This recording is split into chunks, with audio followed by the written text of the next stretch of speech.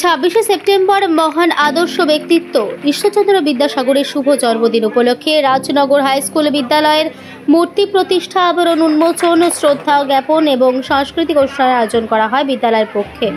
হাজির ছিলেন বিদ্যালয়ের ভারপ্রাপ্ত প্রধান শিক্ষক কৌশিক দত্ত, পরিচালন কমিটির সভাপতি রানা প্রতাপ রায়, সদস্য প্রতিনিধি রূপে মোহাম্মদ শরীফ, আদিত্য সাহা, অলোক ভান্ডারী, দামোদর রায়, প্রাক্তন অবসরপ্রাপ্ত প্রধান শিক্ষক প্রমথনাথ ভান্ডারী, সরোজকান্তি ভট্টাচার্য, প্রাক্তন শিক্ষক স্বরূপ আচার্য, গৌরহরি দত্ত, সন্তোষ কর্মকার, অসীম দত্ত সহ একাধিক প্রাক্তন শিক্ষক শিক্ষিকাবৃন্দ, বিদ্যালয়ের বর্তমান শিক্ষক শিক্ষিকা, শিক্ষাকর্মী ও ছাত্রছাত্রীরা উপস্থিত ছিলেন। অনুষ্ঠানটি সঞ্চালনা করেন শিক্ষক সোমনাথ নন্দী ও কৌশিক পাল।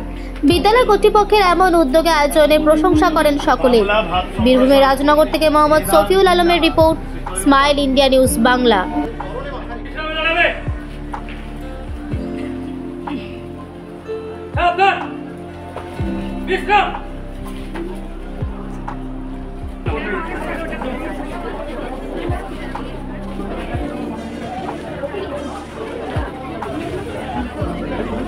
আজকে আমি এই বিদ্যালয়ে এসে বিদ্যালয়ের নতুন রূপ দেখে আমি অভিভূত এবং মুগ্ধ। বর্তমান পরিচালন সমিতি এবং সেনাপতি আমাদের কৌশিক, আমার স্নেহাস্পদ কৌশিক, যেভাবে বিদ্যালয়ের রূপটা পাল্টেছে, এটা আমাকে অত্যন্ত আনন্দ। 205তম জন্মবার্ষিকী, সেই দিনটিকে আমরা শ্রদ্ধার সঙ্গে উদযাপন করলাম।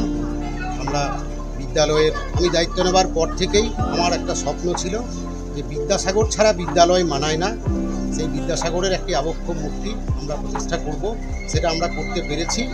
আজ ওনার জন্মদিনে, মহাপুরুষের জন্মদিনে আমরা সেই বিদ্যাসাগরের আবক্ষ মূর্তির আবরণ উন্মোচন করলাম। এইটাই ছিল আজকের আমাদের কার্যক্রম। 4 বছর আগে 1820 সালে জন্মগ্রহণ করেছিলেন বিদ্যাসাগর, একজন সমাজ সংস্কারক এবং দয়ার সাগর নামে পরিচিত। আজ ওনার 205তম জন্মবার্ষিকী।